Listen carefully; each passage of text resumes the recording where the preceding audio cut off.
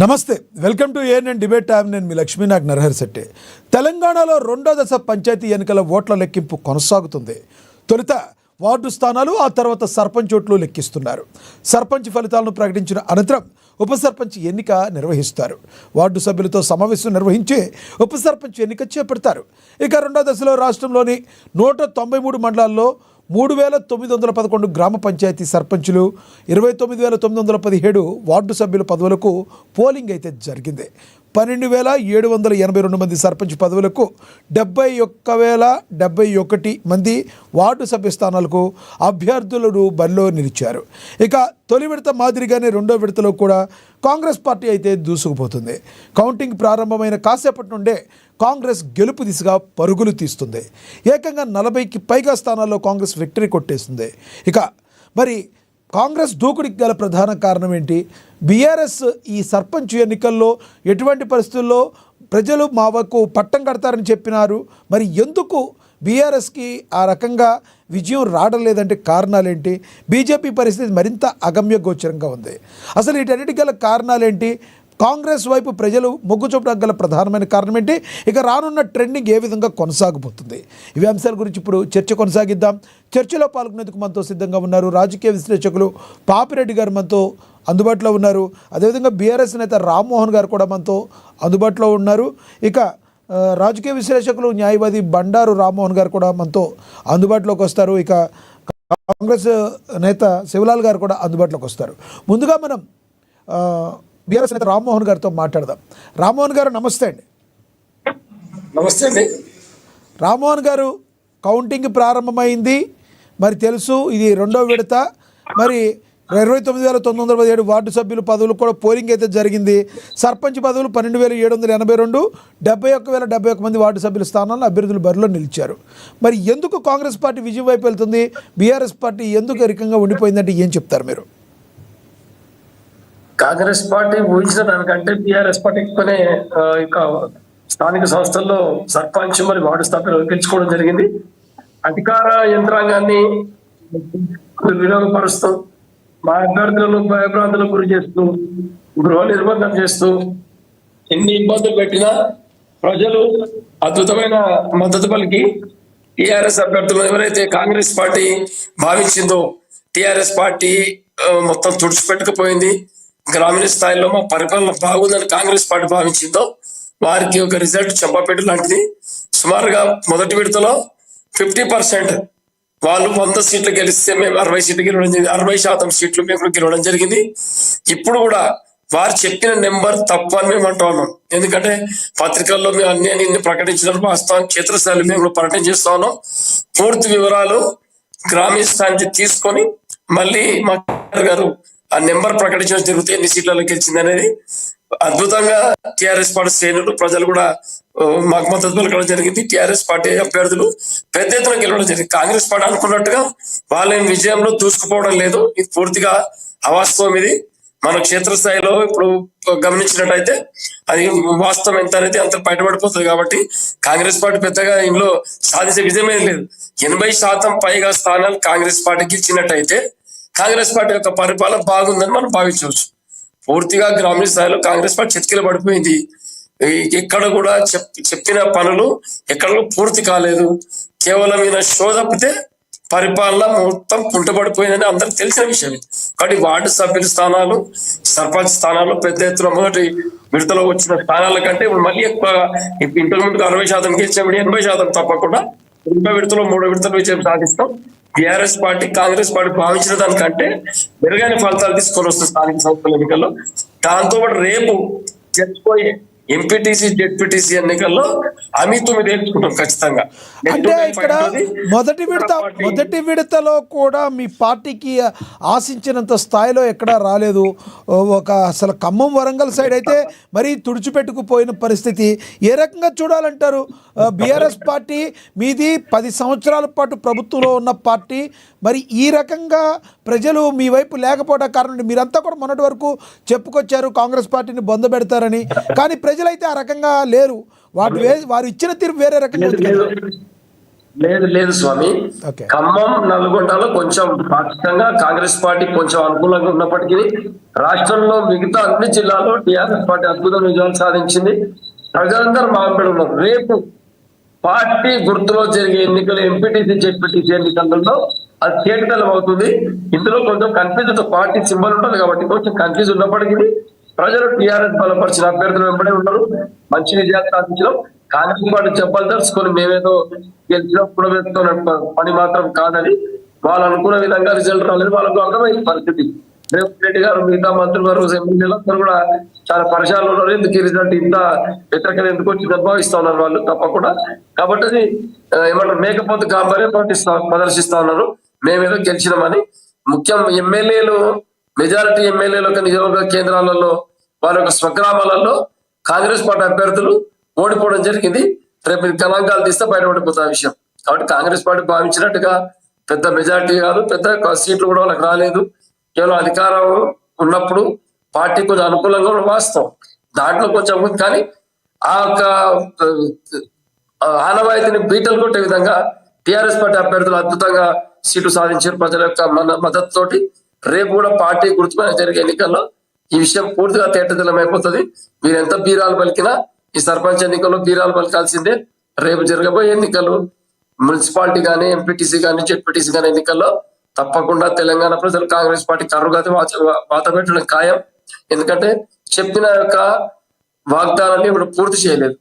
పూర్తి చేయకపోగా మళ్ళీ గ్రామీణ స్థాయిలో ఈ యొక్క ఆధిపత్య చెలాయింపు, బెదిరింపులు, కబ్జాలు, అబద్ధాలు మాట్లాడడం, అడిగిన వాళ్ళకి పని చేయకపోవడం, వాగ్దానాలు నెరవేరుస్తా అని చెప్పి మోసపుచ్చడం, నిరుద్యోగులకు మోసం, మహిళలకు అందరికీ కూడా పరిపాలన పూర్తిగా విఫలమైపోయింది. కాబట్టి పార్టీ సింబల్ ఎన్నికల్లో తప్పకుండా ఎస్ రామ్మోహన్ గారు, ఇక్కడ మనం చూస్తే తొలి దశలో చూసుకుంటే 4236లో కాంగ్రెస్ పార్టీ 2334 సాధిస్తే మరి బీఆర్ఎస్ కేవలం 1169 దగ్గర ఆగిపోయింది. భాజపా అయితే మరి 189 దగ్గర, ఇతరులు అయితే 538. రెండవ దశలో 4332 అయితే కాంగ్రెస్ పార్టీ 361 అయితే బీఆర్ఎస్ 78 దగ్గర ఆగిపోవాల్సిన పరిస్థితి. బీజేపీకి 25 అయితే వచ్చినాయి, ఇతరులకైతే 112 వచ్చినాయి. మొత్తంగా 8568లో 2695 మరి కాంగ్రెస్ అయితే, బీఆర్ఎస్ కేవలం 1247, మరి భాజపా అయితే 214కి, ఇతరులు 650కి సరిపెట్టుకోవాల్సిన పరిస్థితి. మరి ట్రెండింగ్ చూస్తే ఏమంటారు అంటే, సర్పంచ్ని వదిలేసి మరి జిహెచ్ఎంసీ రానున్న ఎన్నికల్లో, మున్సిపాలిటీ ఎన్నికల్లో మీరు సత్తా చాటుతామంటున్నారు. సర్పంచ్లో కూడా ఇట్టాగే మాట్లాడారు మీరు. సర్పంచ్లో కూడా మేమే సత్తా చాటుతామన్నారు. అసలు ప్రధాన కారణం లోపం ఎక్కడ జరిగిందంటారు? మేము అదే చెప్తున్నాం. అధికార పార్టీకి కొంచెం త్వరగా ఉండడం వాస్తవ పరిస్థితులు అవన్నీ కూడా మనం ఇంతకుముందు కూడా జరిగిన పరిస్థితి అదే. కాంగ్రెస్ పార్టీ అధికారంలో ఉంది కాబట్టి గ్రామీణ స్థాయిలో కొంచెం ఓటర్లు ఆ నాయకుల వైపు ఉండడం వాస్తవం. వీళ్ళు భయపెట్టో, బుజ్జగించో, ఏదో ప్రలోభాలకు గురి చెప్పి కొంచెం తీసుకుంటారు. 2000 వాళ్ళు తీసుకున్నారు, 1100 మేము తీసుకున్నాం. సుమారు 50% పైన మాకు అభ్యర్థులు గెలిచి. ఒకవేళ పార్టీ, కాంగ్రెస్ పార్టీ పూర్తిగా పనిచేసినట్టుగా రేవంత్ రెడ్డి గారు సక్సెస్ అయితే 80% పైగా సీట్లు వాళ్ళకి రావాలి. కాబట్టి వాళ్ళు పెద్దగా ఇంట్లో పొడిచింది ఏం లేదు. వాళ్ళకి 2000 వస్తే మాకు 1000 వచ్చినాయి. మాకు వాళ్ళ 50% తేడా మాత్రమే, అది గమనించుకోవాలి. తప్పకుండా పార్టీ సింబల్లో జరిగే ఎన్నికల్లో మాత్రం ఈ యొక్క రిజల్ట్ భిన్నంగా ఉంటుంది. వాళ్ళు 50% పడిపోతారు, మేము 100% మేము వస్తాం. ఇది ఖచ్చితంగా జరుగుతుంది. మేము 2000 పోతాం, వాళ్ళు 1000 పోతారు. ఇది మనం చూస్తూ ఉంటాం. మళ్ళీ రేపు డిబేట్ లో మనం ఇది విషయం మాట్లాడతాం. ఎంపీటీసీ, జెడ్పీటీసీ ఎన్నికల్లో ఇది ఒక ఇప్పుడు వచ్చిన తీర్పు పూర్తిగా మారిపోయి భిన్నంగా ఉంటుంది. ఇలాంటి ఫలితాలు రావడానికి మీ అక్కగారు కూడా కారణం అయి ఉంటారంటారా? మీ అక్కగారు అంటే ఎవరు అర్థమైందా మీకు? మీ కవితక్క గారు, మీ కవితక్క గారి కారణం కూడా ఈ యొక్క ట్రెండింగ్స్ కి కారణం అయ్యి ఉండొచ్చు అంటారా? ఎక్కడ కూడా వారి ప్రమేయం లేదు. వారి యొక్క పనితీరు వల్ల మాకు ఇంపాక్ట్ ఏం లేదు. వారి నుంచి వచ్చే ఎఫెక్ట్ లేదు, మాకు ఇంపాక్ట్ లేదు, మాకు వ్యతిరేకత కూడా లేదు. వారిని పార్టీ నుంచి తీసేసినాం. అందరికి విషయం క్లియర్ గా ఉంది. వారు ఏం మాట్లాడినా మా పార్టీకి సంబంధం లేదు. తెలంగాణ ప్రజలు కూడా ఆ విషయాన్ని పెద్ద పట్టించుకోవడం లేదు. ఎందుకంటే కవిత గారు చేసి పొరపాటు కాబట్టి పార్టీలో ఎవరు క్రమశిక్షణ చర్య, ఎవరు లైన్ దాటితే క్రమశిక్షణ చర్య చేపట్టబడతాయి. ఖచ్చితంగా అదే క్రమశిక్షణ చర్యలో భాగంగా వారి పార్టీ సస్పెండ్ చేయడం జరిగింది. వారు ఏం మాట్లాడినా తెలంగాణ ప్రజలు స్వీకరించే పరిస్థితులు లేరు. కేవలం ఆమె యొక్క ఎగ్జిస్టెన్స్. రామ్మోహన్ గారు, రామ్మోహన్ గారు, ఎందుకు కవిత గారు ఆ రకంగా ప్రశ్నాస్త్రాలు సంధిస్తుంటే మరి మెయిన్గా కేటీఆర్ గారు కావచ్చు, హరీష్ రావు గారు కావచ్చు, ఇప్పుడు వరకు అయితే రియాక్ట్ కాలేదు. ఇదే విధంగా కవిత గారు కన్నా ముందుకు వెళ్ళి ప్రశ్నాస్త్రాలు వేస్తూ ఉంటే మీరు మాట్లాడకపోతే ప్రజలు అది నమ్మే అవకాశం ఉందంటారు. ఎప్పుడు రియాక్ట్ అయ్యే అవకాశం ఉందంటే ఏం చెప్తారు మీరు? ఇప్పుడు లాస్ పోయారా మీరు? తెలంగాణలో స్వామి గడిచిన 10 సంవత్సరాలలో కేసీఆర్ గారు చేసిన పరిపాలన పూర్తిగా పారదర్శకంగా ఉంది. వారి పరిపాలన విషయం సామాన్య పాఠశాల విద్యార్థి నుంచి యూనివర్సిటీ విద్యార్థి వరకు, పిహెచ్డి స్కాలర్ వరకు, స్థానిక మామూలు కూలీ పని చేసే వ్యక్తి నుంచి ఐఏఎస్ అధికారి వరకు, ప్రభుత్వ ఉద్యోగి, మహిళలకు, పురుషులకు, యువతులకు అందరూ కూడా కేసీఆర్ పరిపాలన గురించి తెలుసు. ఈ రోజు కవిత ఏదో నచ్చక ఇంట్లో నుంచి బయటకు వచ్చి తండ్రి గురించి, పార్టీ గురించి, తెలంగాణ ఉద్యమకారుల నుంచి అబద్ధాలు మాట్లాడితే ఎవరు కూడా నమ్మే పరిస్థితి. ఆవిడ ఏమంటున్నారంటే, నేను ఇచ్చేది జస్ట్ శాంపిల్, అది కన్నా నేను రియాక్ట్ అయ్యే విధానం ఉంటే మొత్తం వేరే తీరునుంటుంది, జర ఖబర్దార్ బిడ్డ అని చెప్తున్నారు. మీ మాధవరం కృష్ణారావు గారికి కావచ్చు, మరి మల్లారెడ్డి గారికి కావచ్చు, ఆవిడ మరి డైరెక్ట్ ఛాలెంజ్ విసురుతున్న పరిస్థితులు. జస్ట్ శాంపిల్ అని అంటే ఆవిడ అన్ని మాట్లాడే ఇంతకి చెప్పుకోవచ్చు అంటే తప్పేం లేదు. ప్రజాస్వామ్యంలో మాట్లాడడానికి అందరూ అనుకుంది. ఇంకా అందులో ఈ లేనిపోని మాటలు మాట్లాడితే హైప్ చేయడానికి మీడియా ఉంది, పెద్ద పెద్ద ఛానల్స్ అది రెడీ ఉంటాయి. ఏం మాట్లాడి ఎవరి మీద ఆరోపణలు చేస్తే చూపించాలని. కాబట్టి ఇవన్నీ కామన్, రాజకీయాల్లో కామన్. ప్రజాస్వామ్యం ఎవరని ఏమైనా మాట్లాడొచ్చు, కానీ దానికి విశ్వసనీయత ఉండాలి. ఆమె మాట్లాడిన దానికి కట్టుబడి ఉండాలి. రేపు నిజమని నిరూపించకపోతే ఆ తనకి ఎక్కడ పెట్టుకుంటుందని. కాబట్టి ఇటువంటి మాటలు పనిచేసి ప్రజాస్వామ్యంలో ప్రజాస్వామ్యబద్ధంగా నిరసన తెలపాలి. తన ఉనికి చాటుకోవడానికి ఏదైనా పార్టీ పెట్టుకొని తన గురించి ప్రజలు ఏం చేసినా చెప్పుకుంటే బాగుంటుంది. కానీ అస్తమానం తిన్నింటి వాసాలు లెక్క పెట్టే విధంగా కన్న తండ్రికి వ్యతిరేకంగా పోతే ఎక్కడ ఎవరు ఆలోచిస్తారని. తెలంగాణలో తండ్రి కూతురు సెంటిమెంట్ చాలా బలంగా ఉంటుంది. ఎక్కడా కూడా మా నాన్నగారు పలానా ఎప్పుడు అంటలా, మిగతా వాళ్ళందరి మీద తిరుగుబాటు బాట ఎగరేస్తున్నారు, కానీ కేసీఆర్ని ఆవిడ ఎప్పుడు కూడా ఏమి అనలేని పరిస్థితి. ఏంటంటారు అసలు? ఎలా చూడండి, అన్న చెల్లెళ్ళ మధ్య వారికి గల ప్రధానమైన కారణం ఏంటంటారు? అదే చెప్తున్నారు. గులాబీ జెండా పట్టుకున్న ఏ కార్యకర్తను ఒక్క మాట అన్నా కేసీఆర్ గారిని అన్నట్టే. ఇదంతా కేసీఆర్ గారి సైన్యం. ఇదంతా ఎవరైతే గులాబీ జెండా పట్టుకొని తెలంగాణ వీధుల్లో తిరుగుతారో వాళ్ళందరూ కూడా కేసీఆర్ గారి యొక్క సైనికులు. వారి గురించి మాట్లాడితే తండ్రి గురించి మాట్లాడినట్టే. ఎస్, మీకు పాపం హెల్త్ బాగాలేదన్నట్టుంది, రెస్ట్ తీసుకుందరు. కానీ ఇంకా మిమ్మల్ని ఎక్కువ క్వశ్చన్ లేను, మీరు అలాగే వెయిట్ చేయండి.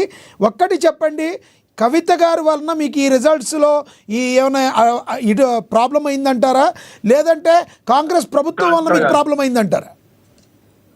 కేవలం అధికార యొక్క దుర్వినియోగం కాంగ్రెస్ పార్టీ వల్ల మాకు కొంచెం ఇబ్బంది అయింది వాస్తవం. కవిత ఇంపాక్ట్ మా పని ఏం లేదు. రైట్, మళ్ళీ మాట్లాడతా, మీరు అలాగే ఉండండి, అందుబాటులో ఉండండి. ఎస్, మనతోటి పాపిరెడ్డి గారు ఉన్నారు, రాజకీయ విశ్లేషకులు, ఆయనతో మాట్లాడదాం. పాపిరెడ్డి గారు నమస్తే సార్. నమస్కారం. పాపిరెడ్డి గారు, రెండో విడతలోనూ కాంగ్రెస్ పార్టీ మరి దూసుకుపోతున్నట్టుగా కనబడుతుంది. కౌంటింగ్ ప్రారంభమైన కాసేపటి నుండే కాంగ్రెస్ అయితే గెలుపు దిశగా పరుగులు తీస్తుంది. ఇప్పటికైతే 40కి పైగా స్థానాల్లో కాంగ్రెస్ పార్టీ ఆల్రెడీ విక్టరీ కొట్టేసింది. ఇది ఆల్రెడీ గతంలో కూడా మీరు చెప్పారు. మరి ఈ ట్రెండింగ్ చూస్తే ఏ రకంగా కొనసాగు, రానున్న మూడోది కూడా ఇదే విధంగా ట్రెండ్ కొనసాగే అవకాశం ఉందంటారా? ఇప్పుడు బీఆర్ఎస్ నేత ఒకటైతే చెప్పారు, ఇప్పుడు పంచాయతీలు అయితే అవి అయిపోయినాయి, వచ్చే మున్సిపాలిటీలు మరి జిహెచ్ఎంసీ ఇవన్నీ కూడా మేము గెలుస్తామంటున్నారు. దానిలో వాస్తవం ఉందంటారా? దానిలో కూడా కాంగ్రెసే ట్రెండ్ కుదిరే అవకాశం ఉందంటే ఏం చెప్తారు మీరు? ఇప్పుడు ఒకటి లక్ష్మీనాథ్ గారు, ఇప్పుడు రెండో విడత ఎలక్షన్స్ అయినాయి, ఇంకా కౌంటింగ్ అవుతున్నది, పూర్తిగా ఫలితాలు వెలువడలేదు. టోటల్గా పూర్తిగా ఫలితాలు వెలువడిన తర్వాత బహుశా 7-8 గంటల వరకు పూర్తిగా మనకు దాని స్వరూపం వస్తుంది. ఈ రెండో విడతలో ఒకవేళ కాంగ్రెస్ బలపరిచిన అభ్యర్థులు ఎంతమంది గెలుస్తున్నారు, టీఆర్ఎస్ బలపరిచిన అభ్యర్థులు కానీ, లేకపోతే బీజేపీ, లేకపోతే స్వతంత్ర అభ్యర్థులు కానీ, ఇవన్నీ మనకు పూర్తి స్వరూపం వస్తుంది. అంతవరకు కూడా మనకి ఇప్పుడు ఇక కౌంటింగ్ అవుతున్నది మొత్తం రిజల్ట్స్ వల్ల. ఇది ఒకటి.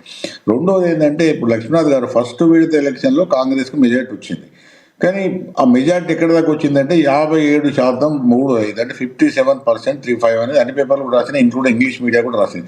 తెలుగు మీడియా అంటే కొద్దిగా బయాస్ ఉంటుంది, కానీ ఇండియన్ ఎక్స్ప్రెస్, హిందూ అన్నీ కూడా, ఈవెన్ టైమ్స్ ఆఫ్ ఇండియా కూడా కాంగ్రెస్ ఫలితాలు ఎక్కువ సాధించింది, మెజార్టీ వచ్చింది అని రాసినప్పటికీ కూడా మళ్ళీ అవే పేపర్స్ ఏం రాసినాయి అంటే 57.35.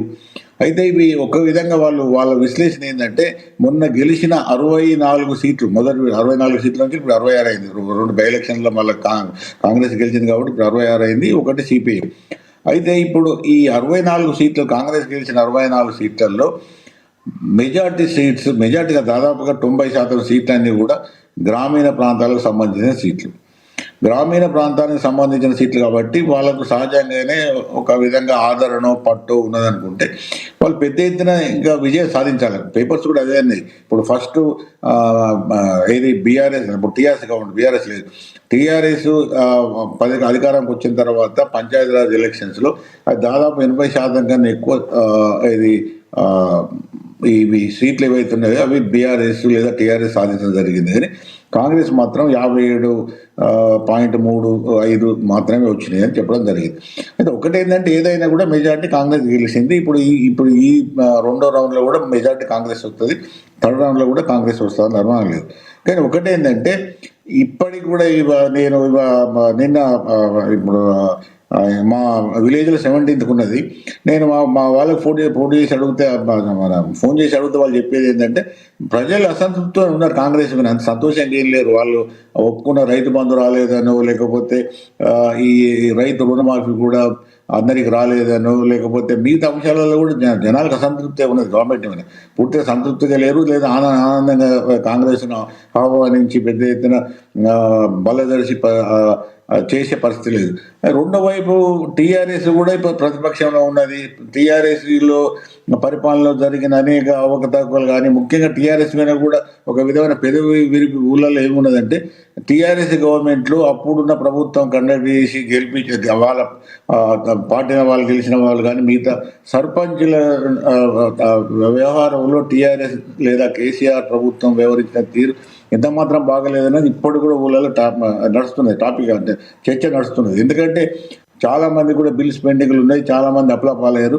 వాళ్ళు కూడా అందరూ ఎక్కువగా ఈ వీకర్ సెక్షన్స్, బీసీ వర్గాలు, ఎస్సీ. ఎందుకంటే మొన్న రద్దయిన పంచాయతీరాజ్లో 60% బీసీలు, 20% ఎస్సీ ఎస్టీలు, 80% సర్పంచులు బడుగు బలహీన వర్గాల వాళ్ళే ఉంటారు. వాళ్ళ బిల్స్ ఆగిపోయినాయి. వాళ్ళు మొన్న మేము అక్కడక్కడ ఫోన్ చేస్తే కూడా వచ్చింది, ఏమున్నది సార్ మాకు ఆ పాత బిల్లే రాలేదు అంటే. ఇటు టీఆర్ఎస్ లేదా బీఆర్ఎస్ ప్రభుత్వం గడిచిన ఆ కాలంలో చేసిన పరిస్థితుల మీద జనాలు అసంతృప్తులు ఉన్నారు. ఇప్పుడు కాంగ్రెస్ చేసిన వాగ్దానాలు కానీ చెప్పిన విషయాలు కానీ చేయలేదని అసంతృప్తి ఉన్నారు. రెండింటి మీద కూడా ఉన్నది. కాకపోతే జనాలు ఎవరికి ఓటేస్తారు, ఇట్లా కాంగ్రెస్కే మెజార్టీ వస్తుంది అందులో. నేను ఫస్ట్ నుంచి కూడా చెప్తాను, ఇప్పుడు కూడా చెప్తాను. ఎందుకంటే అది రూలింగ్ పార్టీ ఇంకా 3 సంవత్సరాల దానికి కాలం ఉన్నది కాబట్టి ఈ ప్రజాప్రతినిధులు ఎవరు కూడా సర్పంచ్ ఎన్నికైన వాళ్ళందరూ కూడా పాలక మండలిలో ప్రభుత్వ శాఖల్లో పని ఉంటుంది. ఎంఆర్ఓ ఆఫీస్కి పోవాలి, పోలీస్ స్టేషన్కి పోవాలి, రకరకాల గవర్నమెంట్ అనుబంధ సంస్థలకు పోవాలి, తర్వాత ఎమ్మెల్యే గారితో పని ఉంటుంది, ఏమైనా డెవలప్మెంట్ ఫండ్స్ రిలీజ్, ఇవన్నీ కూడా గవర్నమెంట్తో సంబంధం ఉంటుంది. కాబట్టి సహజంగానే ఎక్కువ కొంత కాంగ్రెస్ గెలిచే అవకాశం ఉంటుంది కాబట్టి గెలిచింది. కాకపోతే ఏంటంటే కంపారిజన్లో 2014 తర్వాత బీఆర్ఎస్ లేదా చేసిన దానికన్నా కూడా కాంగ్రెస్ తక్కువ వచ్చినాయి అంటున్నారు. మరి సెకండ్ థర్డ్ రౌండ్ లో ఏమైనా చూడాలి. అయితే ఓవరాల్ గా ఏంటంటే కాంగ్రెస్ గెలిచింది. అయితే ఇక్కడ జరుగుతున్నది ఏంటంటే లక్ష్మీనాథ్ గారు మనకు బాగా గమనించాల్సింది ఏంటంటే బీఆర్ఎస్ కు తక్కువ సీట్లు వచ్చినా కూడా అది ఒక ముఖ్యమైన ప్రతిపక్షంగా ఈ ప్రభుత్వానికి వ్యతిరేకంగా నిలబడగలిగింది. ఇప్పుడు బీజేపీ అనుకున్న స్థాయిలో ఈ పంచాయతీరాజ్ ఎలక్షన్ లో దాని యొక్క సత్తా కానీ దాని యొక్క ప్రభావం కానీ చూపెట్టలేకపోయింది. కాబట్టి ఇప్పటికి కూడా ఏమైతున్నది అంటే ఎలక్షన్స్ రేపు జరిగినా లేకపోతే ఇంకా ముందు ఏమైనా జరిగిపోయినా కూడా కాంగ్రెస్ అంటే రూలింగ్ పార్టీ, అవును. పాపిరెడ్డి గారు ఒక్క 1 మినిట్ మీరు అలా ఉండండి. మనకి ఒక ఆదిలాబాద్ నుంచి రీజనల్ కోఆర్డినేటర్ అందుబాటులో ఉన్నారు అక్కడ పరిస్థితులు చెప్పడానికి. ఒక్కసారి ఆయనతో మాట్లాడి మరి మీరు కంటిన్యూ చేద్దరు. కానీ సత్యనారాయణ గారు నమస్తే సార్. నమస్తే అండి. సత్యనారాయణ గారు, ఎలా చూడాలి ట్రెండ్స్ చూస్తుంటే? కాంగ్రెస్ పార్టీకి ఇప్పటికే 12 గెలుచుకున్నట్టుగా మనకైతే చూపిస్తుంది. మొత్తంగా 156 ఉన్నాయి. దీనిలో పరిస్థితి ఎలా ఉంది? అక్కడ కాంగ్రెస్ పార్టీకి అవకాశాలు ఎలా ఉన్నాయి? లక్ష్మీనాథ్, అయితే ఒక రకంగా ఇటు ట్రెండ్స్ మాత్రం చూస్తుంటే కాంగ్రెస్ పార్టీ వైపు కాంగ్రెస్ పార్టీ బలపరిచిన అభ్యర్థులు ప్రధానంగా ఆదిలాబాద్ అసెంబ్లీ ఇన్ఛార్జ్ కంది శ్రీనివాసరెడ్డి ఎక్కడైతే అభ్యర్థులు నిలబెట్టి నియోజకవర్గంలోని తన అసెంబ్లీ నియోజకవర్గంలోని మండలాల్లో ఆయా గ్రామ పంచాయతీల్లో సర్పంచ్ అభ్యర్థుల్ని ఎంపిక చేసి నిలబెట్టి ఆ తర్వాత వాళ్ళ తరపున కూడా ప్రచారం చేసినటువంటి ఒక సందర్భంలో ఎక్కడెక్కడైతే ప్రచారం చేశారో అక్కడక్కడ కాంగ్రెస్ మాత్రం ఒక ఊపులో వెళ్తున్నటువంటి ఒక పరిస్థితి. అయితే ప్రజెంట్ గా మనకు వచ్చినటువంటి ఒక అంటే అధికారికంగా వచ్చినటువంటి ఒక ప్రకటనలో చూస్తున్నట్టు మటుకు 4 కూడా 3 కాంగ్రెస్ గెలుచుకున్నటువంటి ఒక పరిస్థితి అయితే మనకు కనబడుతుంది, ఇటు బేల మండలంలో ఇటు సాత్నాల మండలంలో. అయితే ఇక ఓవరాల్ గా చూసుకుంటే మటుకు మొదటి విడత పోలిస్తే మటుకు రెండో విడతలో మాత్రం పోలింగ్ పర్సెంట్ భారీగా నమోదు కావటం కూడా ఫలితాల అంటే కాంగ్రెస్ కి అనుకూల పవనాలు వీచేందుకు ఎక్కువగా అవకాశాలు ఉన్నట్టుగా కూడా మనకు సమాచారం అందుతోంది. ఓవరాల్ గా ఇటు ఏకగ్రీవాలకు పోను ఆదిలాబాద్ నియోజకవర్గంలో ఆదిలాబాద్ జిల్లాలోని మొత్తము 8 మండలాల్లో రెండో విడత పోలింగ్ అయితే జరిగింది. ఇటు ఆదిలాబాద్ లో 27 స్థానాలకు, బేలాలో 30 స్థానాలకు, భీంపూర్ లో 21 స్థానాలకు, భోరజ్లో 16 స్థానాలకు, జేనత్లో 16 స్థానాలకు, మావలలో 3 స్థానాలకు, సాతనాల మండలంలో 15.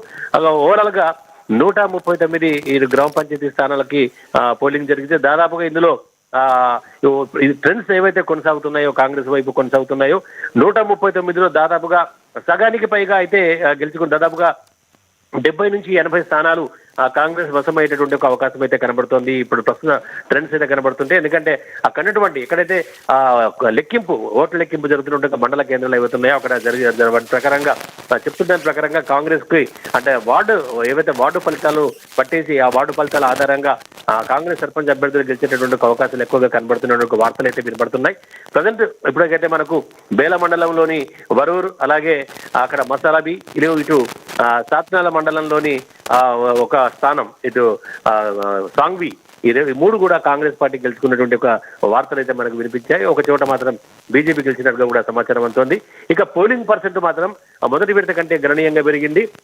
ఇటు ఆదిలాబాద్ రూరల్లో 83.96% జరిగింది, బేలాలో 82.66%, అలాగే భీంపూర్లో 81.16%, భోరజ్లో 87.09%, అలాగే జైనత్ లో 85.87%, మావలలో మాత్రం ఇది అర్బన్ అంటే మావల పట్టణానికి ఆదిలాబాద్ పట్టణానికి ఆనుకొని ఉంటుంది మావల మండల కేంద్రం. ఇక్కడ మాత్రం 77 అంటే తక్కువగా అంటే మిగతా ఏవైతే గ్రామీణ ప్రాంతాల మండల కేంద్రాలతో పోలిస్తే కనుక పట్టణ ప్రాంతానికి ఆనుకొని ఉన్నటువంటి మావల మండల కేంద్రంలో ఉన్నటువంటి ఒక 3 జీపీలలో మాత్రం కాస్త తక్కువగా అంటే 77.43% పోలింగ్ మాత్రమే నమోదైనటువంటి ఒక పరిస్థితి మనకు కనబడుతుంది. ఇటు సాత్నాల కొత్తగా అయినటువంటి ఒక మండలం ఇది, సాత్నాలలో కూడా 85.85% అయింది.